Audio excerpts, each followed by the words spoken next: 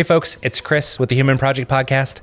In this episode, we're going to talk about humility. It's something we bring up quite a bit in our episodes because it's something that's so core to being human. In this episode, we're going to talk specifically about humility is dependence on who God is. So take a listen for explorations of what humility is and how we can practice this on a day-to-day and moment-by-moment basis. Take a listen, let us know what you think. Hey, Mark. Hi there, Chris. How are you? Swell. Swell? Swell. Nice. How's about you? I'm doing pretty good. Nice. Doing pretty good. Good. Yeah. What are we talking about? What are we talking about Why today? are we here? We're talking about humility. Oh, I think this might be our first episode that's been dedicated to humility. We bring up humility a lot as a pattern, as a theme, but I want to talk about humility. You brought this up as a topic. yeah. So I humbly submitted it for you consideration. humbly submitted it for consideration. So what brought this up? What brought up humility? I think when I'm working with teams and leaders in a business corporate context, it crosses my mind a lot. I'll put it that way. Because it's needed. It's desperately needed, and it's desperately misunderstood as well. And so that's a lot of through the years I've thought about humility, but of course it is absolutely critical in our walk with God as well. And if we use our phrase here on our t-shirts, to be humble is human as well. I have a hoodie. You have a hoodie, fine. I have a shirt on, fine. But the phrase on our clothing, it's on my socks too. But to be humble is human. It's part of what God designed us for also, but again, is desperately misunderstood. So it's like key and misunderstood, and that combination is really intriguing to explore, I think. Yeah, it's either we treat it as not needed or the scene from the movie Hercules, the Disney animated Hercules. They have like the two minions. And I just remember there's this scene where they turn into worms and they go, "We are worms." That's what I think of sometimes when I think of humility. It's just that little clip. Yes, that is an easily misunderstood perspective. But it sounds like definitely most things, there's a middle ground. And what is biblical humility? Yeah. So where do we see it referenced? What does it mean? And then how does that tie in with our relationship of who God is? And just to give away some of the candy at the end, I think there's something really glorious in it. If God designed it for us, that isn't surprising per se, but that's still not what I think of as my default when I think of humility. Yeah. Right? It's like a drudgery kind of thing. Perhaps, or at least very hard, that kind of thing. But there's something really glorious about it. So when there's that mashup of things that are in this space, it's like I just want to explore that further for myself to understand it better in community with you, and then hopefully to benefit of those who are listening. It sounds like a great way to do it. Let's do it. Let's dive in. So part of what really crystallizes for me was this quote from a book. I know. See, the thing is I didn't actually read this book, but I'm quoting from a book, so it still counts. Half point? Half of a point. I'll take it. Normally I get 0, so this is a big win for me. Win-win. Win. So this is from Richard Rohr. Book is Radical Grace. Humility and human come from the same Latin word, humus, which is dirt. A human being sounds like hummus, and I do not like hummus, which can taste like dirt. No, I actually like Exactly. hummus. It's fine. A human being is someone taken out of the dirt. A humble person is one who recognizes that and even rejoices in it. And that I thought really encapsulated something that I went, what? Because that brings up my curiosity. Why would I rejoice in being brought out of dirt? So your question is, how can we rejoice in being brought out of dirt? Yeah. And I think that's a really good balance of humility, because we can go to one end of the extreme that we are worms. I am dirt still. Yeah. Exactly. And obviously it's 100% true. We were brought out of dirt. Yeah. And then there's rejoicing in God didn't leave us there. Yeah. There's so much more that he is accomplishing and doing in partnership and through us. Yes. That is there, that's worthy of rejoicing. And then the other extremes is, so to speak, the other ditch is pride and arrogance. Yeah. That we've done it all ourselves, that we don't need God. Yeah. That we are, seemingly perfect, those kinds of things that we may want to convey or believe or express. Yeah. So it is not the way of the world. Let's just be clear about that. The humility, especially the biblical definition of it, is not the way of the world. Because this is an aspect of humility that I just like to pick at because I think it gets to the heart of it, and that is dependence. Because humility is me recognizing that I can't do it all myself. I have a part to play. It's not all me. So therefore I have a dependency. Yeah. Right. And again, that's not all of humility, but it certainly is an aspect of it that I think kind of strikes to the heart of it. And again, is very countercultural in what we're swimming in. We're supposed to be independent and not rely on anybody else for anything. And if we do, then that's, oh my gosh, that's horrible. That's a cultural sin, essentially. Yeah, it as you're talking about that, it reminds me of like what is the form we are taking on, and takes me directly back to Philippians 2 when it's talking about Jesus taking on the form of a servant, became, and we are in this process of becoming, and there's radiance in that, there's beauty in that, there is rejoicing in that it's not you were left at dirt, now you're let alone and set aside for nothing. Yeah.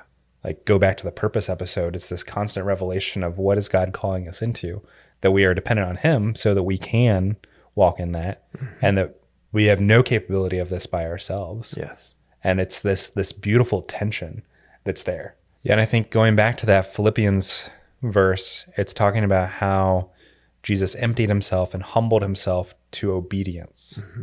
And I think that's really what we are called into is humility, is obedience. So when we are the opposite of this, like you said, is pride or getting stuck into this, like we're called into this middle ground of obedience and walking out the purpose that God has for us and is continuing to call us into and reveal to us and show us, as well as the next right thing that we are called into obedience with, of partnership with him. Yeah. Going back to this with him that we've talked about ad nauseum over the last couple of months. Right. Of partnership and taking his yoke and freely and lightly doing this. Like, there is joy and purpose and goodness and all of these things to be found in that. In the sense that there is nothing good in us because we are from the dirt, but there is good in us because God has crafted us, right, as well, and is still refining us. So there's plenty of ditches to fall into here. Also, that this dependence is not we're not meant to stay in the spot like a baby would, right? There are parts of our lives, this is absolutely true, but we're not meant to stay here where we just have we can do absolutely nothing but cry to request, right? There are spots that's true in our lives. That is not where God wants us to stay. He wants us to grow up in that, so that we are partnering, and the language you've been using really well there. So we have a part to play. Yeah. We have a joyful part to play in this. Yeah. That is partnering, not like I'm not taking it all me, and I'm not abdicating my responsibility either.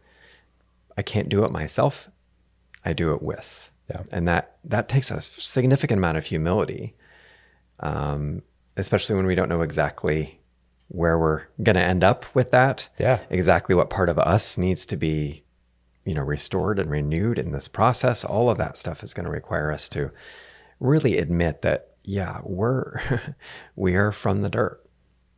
God created us for his purposes, and I need him for every breath. Yeah. So even anything good that I do that I might call I did it is actually, even if I did do it, it's because of stuff that he's given me and trained me and skilled me in. Yeah. So even in that sense, everything is dependent upon him. Yeah, it reminds me of some of the things that I've heard about, like, you weren't born in, you didn't choose the family you were born into, you didn't choose the country you were born into, you didn't choose the skills or acquire the skills yourself, or the characteristics or your personality or any of those things. Like, all of those things are things that were given to you. And as a result of that, it's easy for us to lose sight and try and have pride and not be humble. And wow, God has chosen me for this time and this place and this purpose. And my obedience, my fulfillment of that is being with him and walking that out. Independence. Yeah. Independence. Yeah, there we go. Not independence. In a way that is humble and is acknowledging my dependence on him. Yeah. There's like this, another phrase that's come to mind for me that again pokes at this seeming contradiction of this desperate and glorious dependence. Because we are desperately dependent on him, and we are gloriously dependent on him. When we are truly walking in that, it is really rich. In my experience, the times when I actually can let go of what I need to let go of and grasp onto what I need to grasp onto to be dependent on him in that way are some of the most wonderful and freeing times and fulfilling and resonating times in my life. Yeah, I think I've mentioned this before on the podcast, but I was watching The Chosen a couple of months ago, and there was this, they depict the woman with the issue with blood, and it messed with me a lot because I'd always thought of faith as like confidence. Like it's just this percentage of, I'm like 98% confident in that. So therefore, for this instance, it is faith. Yeah. And we were talking about this in our house church, and like Jesus talks about faith the size of a mustard seed and reference to the disciples and Peter and all of this stuff. And the way they depict that is her just having absolute desperation for who Jesus is. And I love that depiction now that I didn't like it when I first watched it. I'm like, I don't think that's faith. That's just desperation. And I'm like, there isn't a difference, because the confidence view of faith is all about me and my choice. Whereas the desperation is all about, what is the source? What am I placing my faith in, placing my trust in? Right. And I thought that desperation was a great way of looking at that. And as a result of that, like, there is no choice for us but to be humble, because there is this absolute desperation. We cannot exist. John 15:5, like, apart from me, you can do nothing. And like, that's, hate to say it, because it's everything culturally we've been raised against. Of this is all, I need to make a name for myself. I need to do these things. On Tower of Babel right there, literally what I just quoted. But we need to make our identity. Right. And our identity doesn't exist in something else. It exists solely in ourselves. Not even fall over. Not even our friends, not even our relationships. But if we have it beyond ourselves, then it's going to fall over. And I think that's a interesting way of looking at humility as desperate dependence, because it's acknowledging we can't do it in and of ourselves. Right. Like, only through God. In John 15:5 again, I am the vine, you are the branches. Abide in me, for apart from me, you can do nothing. Not a little bit. Not a little bit. Nothing. Yeah. And abide, there's that. That's a very It's that dependence type of word right there. And I think, if, again, looking at the moments in my life where I've been in this gloriously desperate dependence state of humility, are the times when I've been the most grateful, where I recognize with gratitude what God has done and who he is and what he's provided. And I'm grateful, and that gratitude results in my obedience. Again, pulling in the language you were using a few minutes ago, that gratitude is my motivation. I'm like, oh my goodness, thank you. Yes, I want to go do what you've made me to do. I want to go follow you, even, or in whether I recognize and understand what it is that's going on here. If that's where you're going, I'm kind of like, I'm in, right? There's this lightness and there's this freedom that's found in that. And so I want to transition this to, what does this look like practically? Like, how do we do this? How do we walk this out? And an example of this, we had the four of us, you and Christine and Victoria and I, yesterday had a great collaboration day planning out some upcoming things for the Human Project and for EMI. And it was just really fulfilling day. It was a very fulfilling day. And then Victoria and I we had a date night. We try and do a date night every Wednesday. And haven't been able to the last couple of weeks because I've been sick. And I just remember we went on a walk through nature, perfect evening. And I just am not normally like this, but I just remember, like, I just felt this peace. Like, I didn't have all these things occupying my brain, and because I felt very secure in where God has me right now. Yeah. And I felt very much like that I'm not trying to prove myself. I'm not trying to prove that I'm not dirt. I'm not trying to make a name for myself. And it's just like, God, you are blessing me beyond my imagination just by you, let alone all the other wonderful things that I have in my life of a loving family and great purpose and fulfilling job and all of those things. Like, just if you just did this, it would be enough, like we've mentioned before. And it was just a freeing space to be in from a gratitude perspective. So I love that you went with gratitude, because I heard somebody say, gratitude and selfishness cannot exist at the same time. Like, you cannot be thankful for something at the same time that you are wanting more. Yeah. Or wanting something different. So what else? What other practices might you consider in order to help walk this out? This probably will sound overly simplistic. Cool. That is possible. Just be humble. Okay, not that simplistic. Never mind. This isn't going to sound simplistic. I find it extremely helpful to start my day declaring my dependence. What does that look like Saying for you? it to myself. Most often it sounds like gratitude, but it is absolutely expressing the dependence. Like, oh God, thank you for today and I'll just say some of the things that he provides. Like, thank you for the breath that you put in my body today, for the life that you're breathing into me today, or I wouldn't be here. I wouldn't be alive today. And just state, I'm dependent on you. I need you. And it is a glorious thing. You are so worthy of my dependence, right? Starting out with some of those types of statements is kind of setting my thinking in context, in a good space for me then to go into the rest of my day, so that I ideally am walking out of that with, if I've been given this extravagance, then I will be extravagant in the way that I'm living for him, right? Yeah, it's kind of like the funnel that we've talked about before. Like, we have to acknowledge that we are constantly receiving if we are giving out. Yeah. And I think that's a great way of doing it.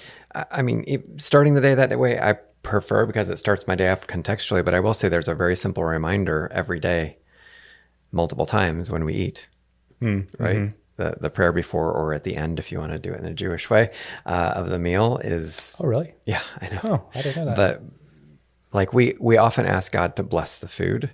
Yeah. It's not really a biblical pattern, to be honest. It's not a bad thing, but it's blessing God for the food. I remember growing up, like, we'd always try and find a sibling that ate before the food. You're like, oh, you ate not blessed food. Right. Yeah, but you're thanking God for the food. And the way that I start my meal prayers is always this dependence, because I'm looking at food. I need food. I'm actually dependent on that stuff sitting on my plate.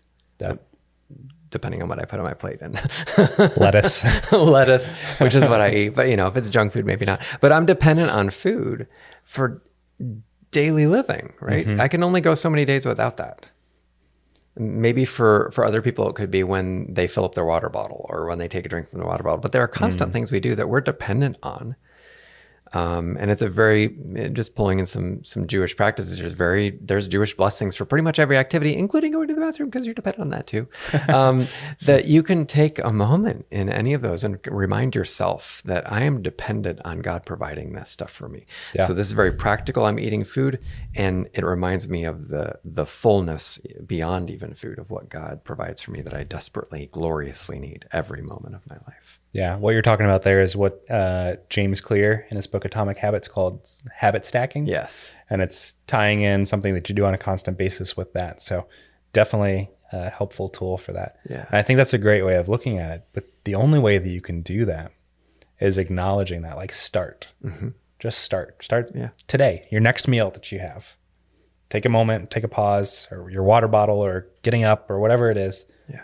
Next time you do that, pause. And just think about, how is this God giving me dependence on him? How is this me acknowledging my humility and my dependence on him? I think that's a great way of doing it. Yeah. So, yeah. Awesome. So humility equals dependence. Glorious, desperate dependence. Awesome. Yeah. Thanks for exploring it, buddy. Really appreciate that. Glad we could talk about it. Yeah. Thanks, man. Hey folks, thanks for listening today. Our team is made up of myself, Chris Conlin, Mark Wavle, and our lead editor is Derek Donley. We are a crowd-funded nonprofit, and our free resources exist because of generous support from people like you. If you'd like to learn more about what we're about, go to humanproject.us, join us for classes, check out other episodes of the podcast, or if you want to, feel free to support us and donate financially. We'd really appreciate that. It helps us be able to sustain that. If there are topics or things that you're interested in us talking about, email us at info@humanproject.us.